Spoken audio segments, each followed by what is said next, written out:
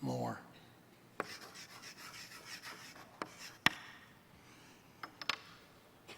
We're made for better things. We're made for better days. We're made of priceless, precious, eternal stuff. We are made for more, and that's nothing to be ashamed of. That's nothing to apologize for. And yet, most of us, I think virtually all of us, struggle with the reality of shame. Shame is a part of the human condition. It is a thing that is experienced by 100% of the people who have ever lived. In fact, it was the first emotion, the first negative emotion that anyone ever felt, according to the biblical account of how the human race began. In the first chapters of Genesis, where God is giving us the narrative about the beginning of the restoration of creation order and the beginning of the human race, the story is told about Adam and Eve in the Garden of Eden, living in a place and a time of perfection. And it says that they were in the garden and they were both naked and they were unashamed. There was some point after that in the next chapter when the deception comes to them and they partake of the forbidden fruit. They eat from the tree of the knowledge of good and evil. And when they do, their eyes were suddenly opened. They realized that they were naked and they felt ashamed. It says that they sewed together fig leaves and made a covering for themselves. And we have been sewing together fig leaves ever since. Last week we began a conversation about how to hang on to our hope in the struggle of life, because the struggle is real.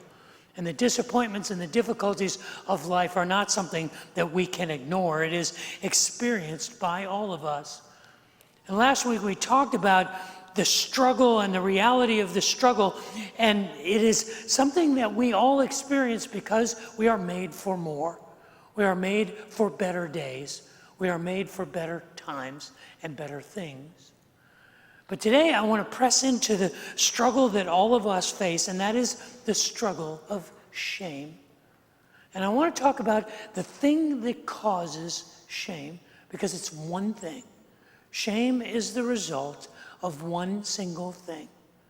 And today we want to press into that and talk about what do we do about it and how do we hold on to our hope when we are overwhelmed in our struggle with shame. But before we talk about that, would you pray with me for a moment? Father in heaven, I would ask that the words of my mouth and the meditations of my heart would be pleasing in your sight, that you would use your words spoken by your servant and anointed by your Spirit to encourage us and to teach us and to reinvigorate our hope. Pray that for myself and for my family, for all of us here. For I ask that in Jesus' name, amen. There is one reason that we all struggle with shame. Even though we are made for more, we struggle with shame because of one thing, and that one thing is sin. Now I realize as soon as I write that on the board, I have split our congregation right in half. Because half of you are going, amen, brother. It's about time we had some good old-fashioned preaching here in this Riverbend church.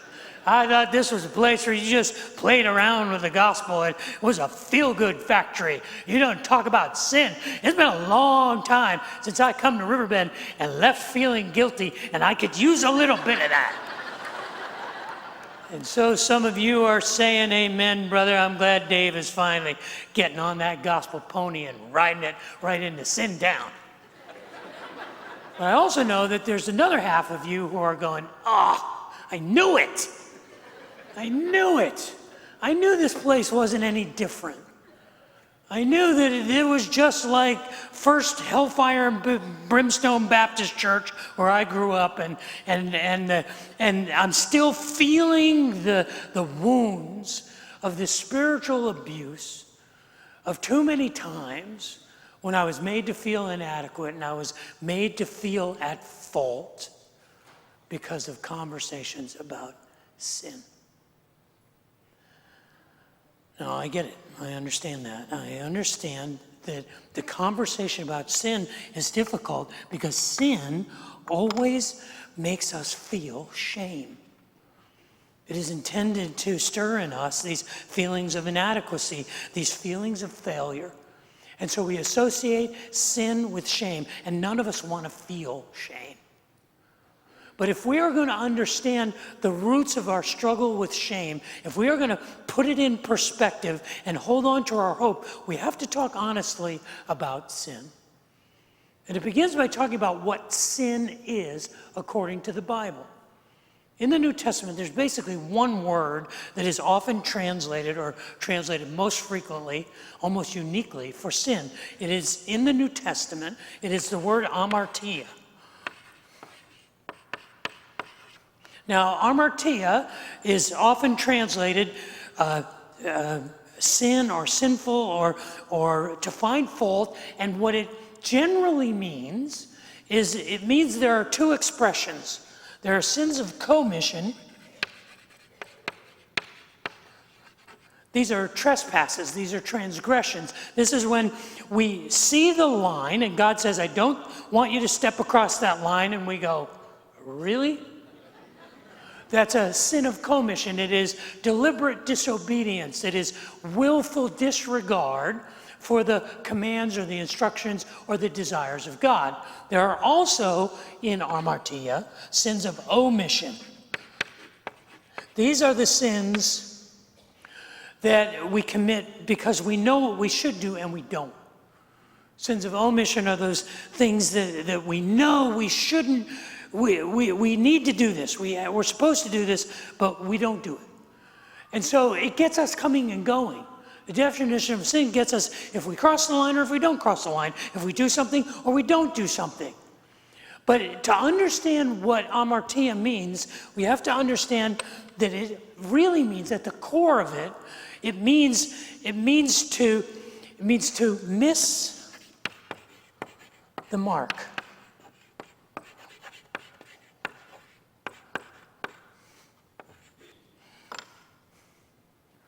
That's why we feel guilty when we don't live up to our expectations. That's why we feel shame, because we're not the person we want to be. We're not the person we had hoped to be. That's why we struggle with these feelings of guilt, because we fall short of the ideal, because we're imperfect. Because we look in the mirror and we don't like what we see and we feel shame about that. It's because of amartia. It's because we miss the mark. It's because we fall short of perfection. We fall short of our expectations. And we all feel that. We all feel that. And the thing that we do is we try to eliminate shame. We try to find exoneration.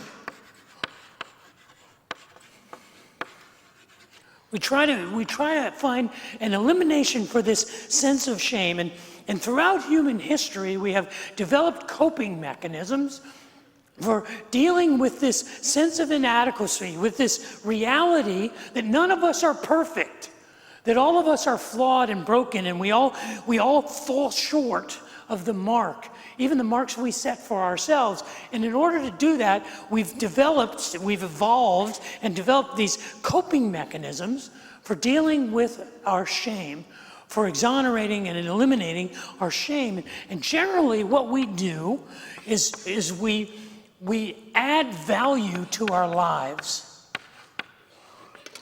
We add value, we add valuable things. We add valuable associations, so that if I'm feeling shame, if I have some shame over the life that I'm living, let's say I look around at the poverty of the world and I say, man, I have so much when so many have so little.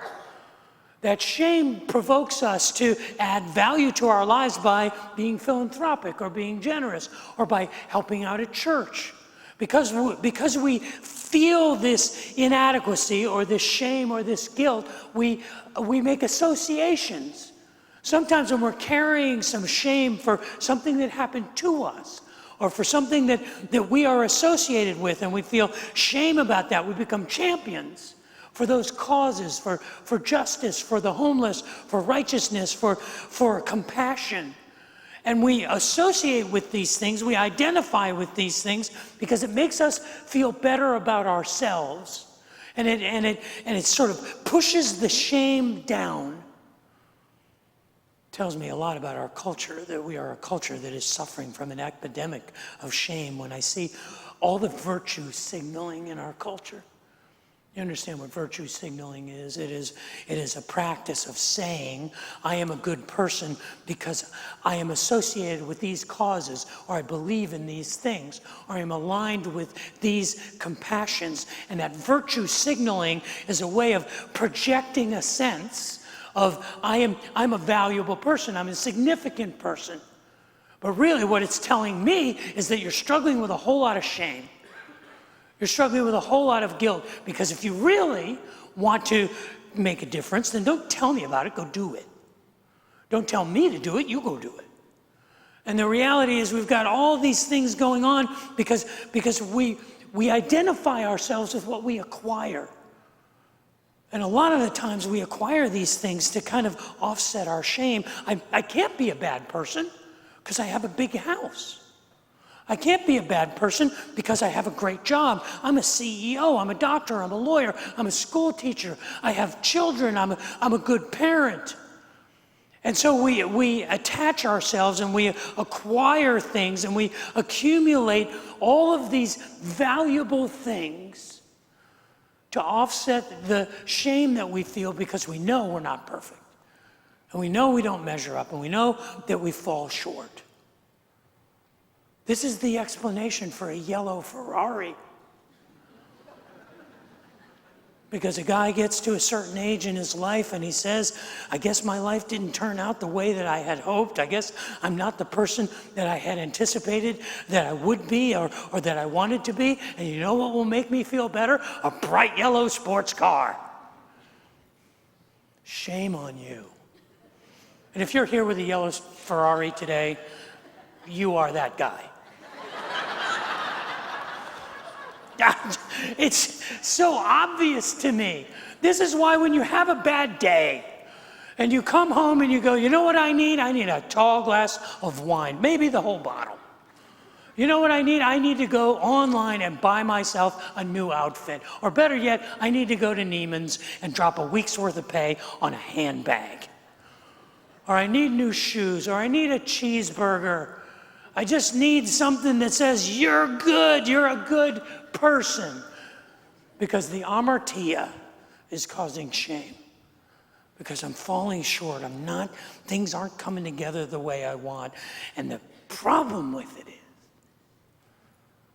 it doesn't eliminate shame, it just pushes it out of the way. Just pushes it under the rug. It's not a solution to the shame.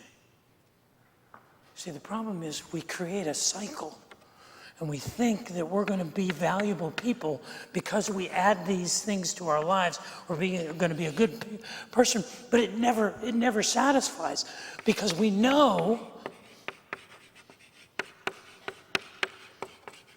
that we are not the sum of those things. That we are more than those things that we acquire or those things that we associate with or those things that we do. We know that, but it's painting over the dirt. And the reason this is so dangerous is because of the tree.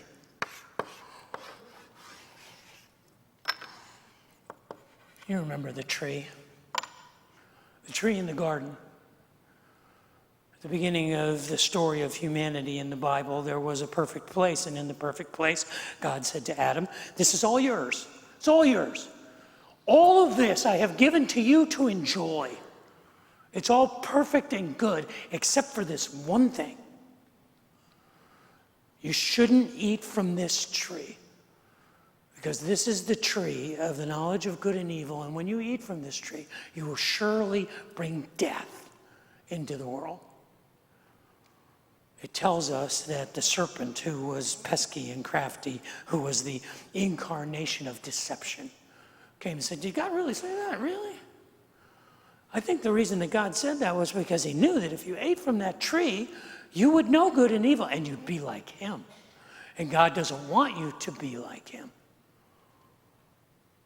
You know what he was saying? He was saying, if you eat from this tree, the knowledge of good and evil, you will take God's prerogative. See, what the tree of the knowledge of good and evil represents is the prerogative of God to tell us what is good and what is bad, what is right and what is wrong, what is beautiful and what is ugly. And as soon as we take that on ourselves, we descend into a sliding scale, and it's impossible for us to meet that perfection, because why? It's decided in the moment by me. You know what defines success? Whatever I say it does in this moment. And that's never enough. It never satisfies us. It says that Eve looked at the tree and she saw that it was beautiful and it was good to eat, and they ate from the tree and they instantly knew that they were naked and they were ashamed, and they made the fig leaves to cover themselves. Because it was never supposed to be our responsibility to say this is good and this is bad, this is right and this is wrong. It was God's prerogative. It was his responsibility. He said, trust me to do that. But as soon as we take that on ourselves, we condemn ourselves to this cycle, to this never-ending cycle of hopelessness. Because you'll never be good enough. You'll never have enough. We're just painting over the dirt. We're sweeping our shame under the rug. And there are some of you who know the hopelessness of this place. Because the shame that you carry is breaking you. And that's a dark place. That's a place that is hard to climb out of.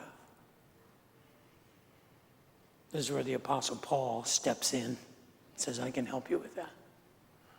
I can help you with that hopelessness and that shame. You see, Paul was a spiritual arborist. Paul was an expert in the tree. He knew the law of God. That's what rabbis did.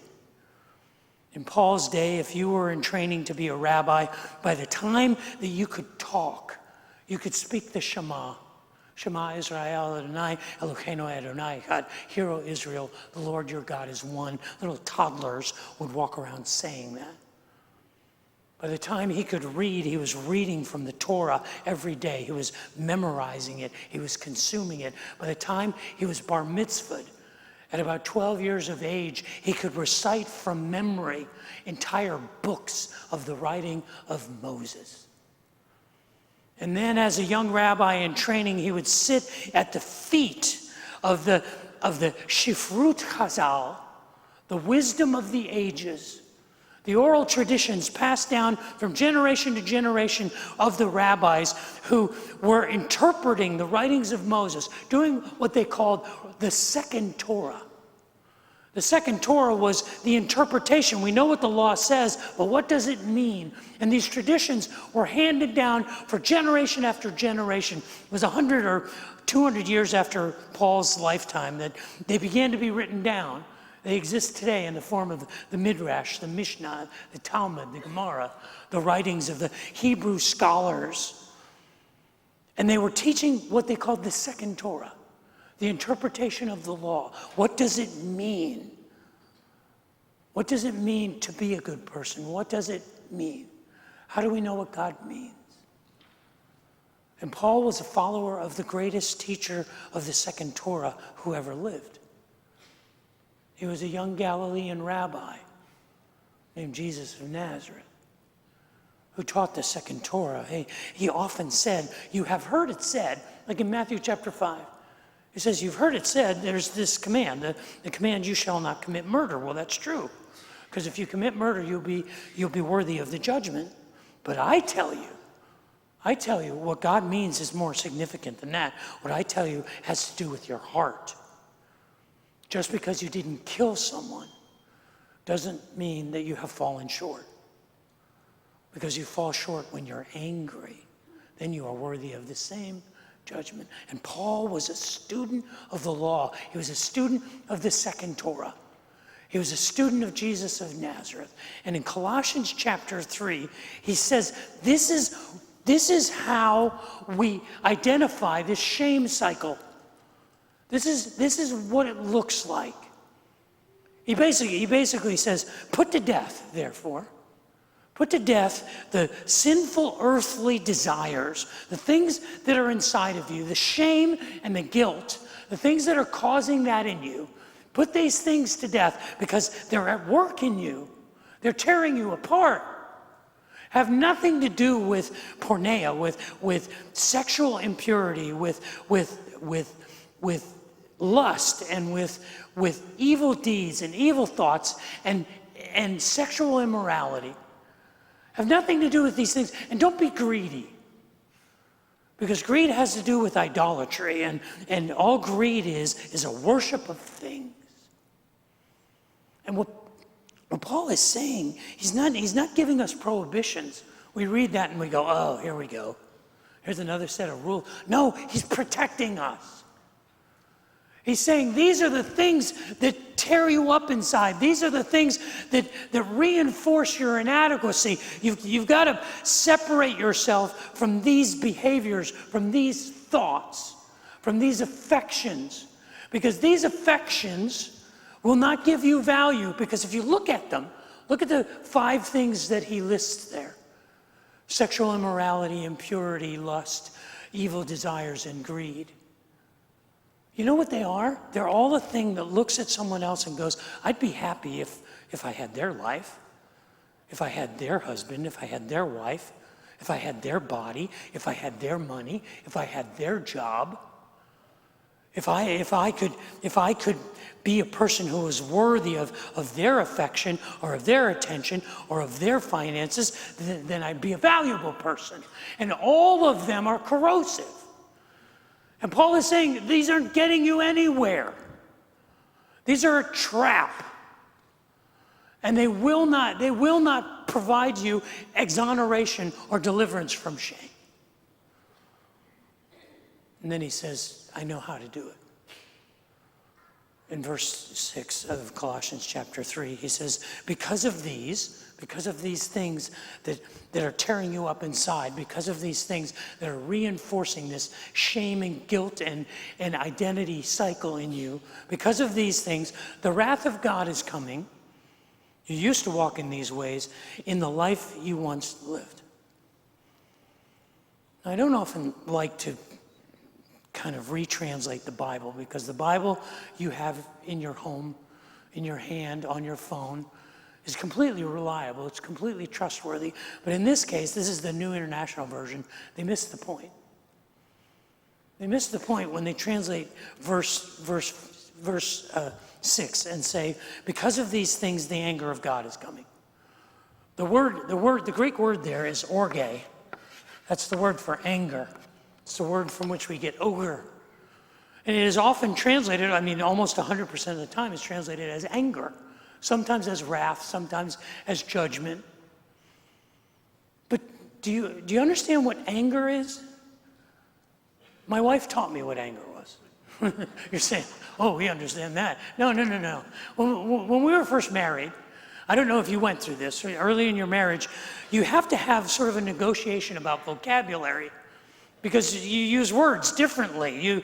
You say things and the other person interprets them in the way they say things, and you don't mean the same things even though you're using the same words. And I remember saying to my wife early on, man, you're angry. And she said, I'm not angry. And I'm looking at her, boy, and I'm saying, oh, you're angry. She says, no, I'm frustrated. I'm like, what? That's anger, right? No, it's not. It's frustration. Frustration is different than anger. I'm disappointed. I'm upset. I'm not angry. Now for Dave, I have 2 emotions, anger and hunger. And when the 2 of them meet, I get hangry. But she was saying, no. Don't paint my emotions with such a broad brush that everything on this side is anger. It's not. is much more nuanced than that, especially when we are talking about the anger of a father. And this is what we're talking about here. I remember when my children were little, they would do something that would frustrate me, or they'd do something would happen to them. And they would say, "Don't be angry, Dad, don't be angry." And I would say, I'm not angry, I'm afraid.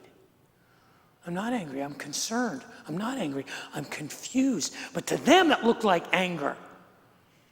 And what it was my soul was disturbed. My heart was kind of turned inside out. I think that's exactly what Paul is saying. He's saying, because we are stuck in this identity shame cycle and we are headed for hopelessness, the heart of God aches. The soul of God is broken. He aches to see us in this place because he knows we're made for more. He knows there's a better way. He goes on there in verse 7, he says, "You used to walk in these ways in the life you once lived." But literally, what it means there is, indeed, at one time you walked around like this, when this was all your life was. I like how Eugene Peterson in the Message paraphrases these two verses. This is what he says.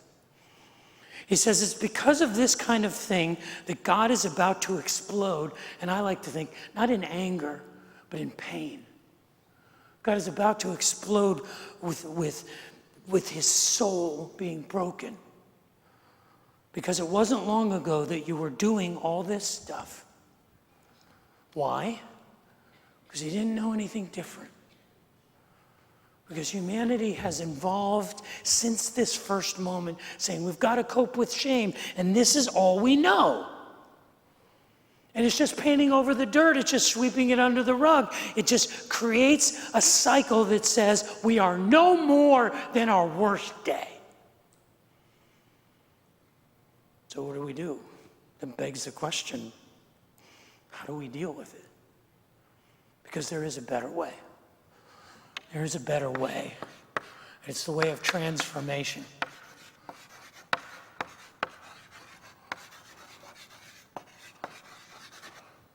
And it's the way that sets us free from shame, but what it requires is that we own our stuff. Shame becomes the warning light on the dashboard of the car that says, something in you is broken. You need to fix it. You need to pay attention to it. Doesn't mean the car doesn't run anymore. Doesn't mean the car is broken. It's warning you that something is amiss. Something needs your attention. See, this is the kind of shame that leads us to transformation. So what is it? It's what Paul talked about last week when we studied the first 4 verses. We are made for more. And I believe what he is saying here is we are made of more. You are made of more than the things that you identify. You are more than the house that you live in. You are more than the job that you have. You are more than the mistakes that you make. You are more than the amartia, than your inadequacy. You are worth much more. In case you didn't have a chance to remember what Paul said before, this is what he said. Since then, you have been raised with Christ. You have been transformed by Christ. Set your heart on things above, not on this cycle of trying to add value. Set your heart on things above, where Christ is seated at the right hand of God. Set your minds on things above, not on earthly things. They're not going to get you out of this spiral. For you died, and your life is now hidden with Christ in God. When Christ, who is your life, appears, then you also will appear with him in glory. He's basically saying that God has this. God, if you give him the right to, if you return to him whatever was originally his prerogative, he is the one who will say, you are good, you are right, you are beautiful, you are forgiven. In 1989, there was a book published by an Australian criminologist. His name is Jonathan Braithwaite. And he was a clinical psychologist in the Australian prison system. And over the years, he noticed that recidivism among the prison population was predictable based on shame. And he undertook a clinical study, and he wrote a book in 1989, which is sort of the archetype of the study on shame. And it's called Crime, Shame, and Reintegration. And what Braithwaite suggests is that there are two types of shame, and that he could predict whether a criminal would return to a life of crime or whether he would truly be rehabilitated by the shame he expressed. If he expressed what he called a reintegrative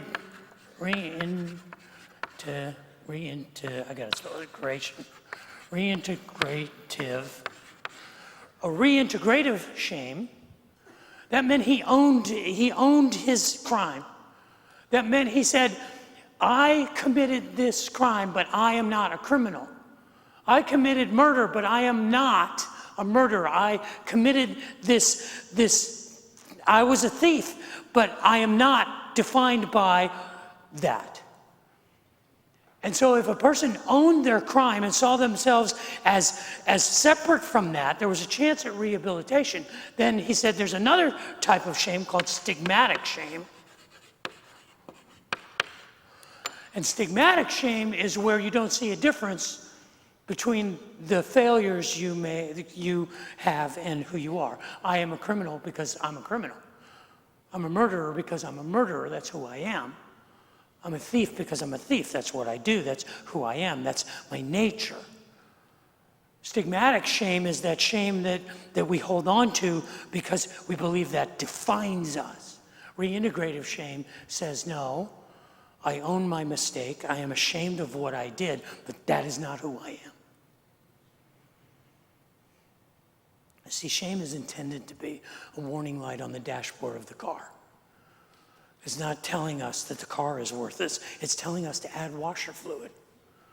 It's telling us to put air in the tires. It's telling us to check our oil. It's not telling us the car is junk. But you have to do it. You have to pay attention to those things. That's what shame does. It signals to us that change is necessary. And we live in a culture that has weaponized shame. We're not only living in the middle of a shame epidemic, we are living in the middle of a culture because of the ubiquitous nature of social media, and we identify ourselves by the meals that we eat, and the clothes that we wear, and the places that we visit, and the people that we know. And we portray the totality of our lives in these ideas that we are who we appear to be. It is a necessary result that we have turned to shame as a weapon. I mean, you've probably heard of body shaming, where people are criticized for being too fat or being too thin. You've probably heard of climate shaming, where a person is criticized or made to feel shame because they drive an SUV or because they don't recycle their straws. You've probably heard of race shaming and identity shaming, where a person is made to feel shame because of how they look at certain other people or because of the practices of their life. I read an article where a woman was saying that she was baby shamed. It was baby shaming because she was unable to breastfeed her child. And she said her peers were shaming her for using formula instead of giving her child her own supply.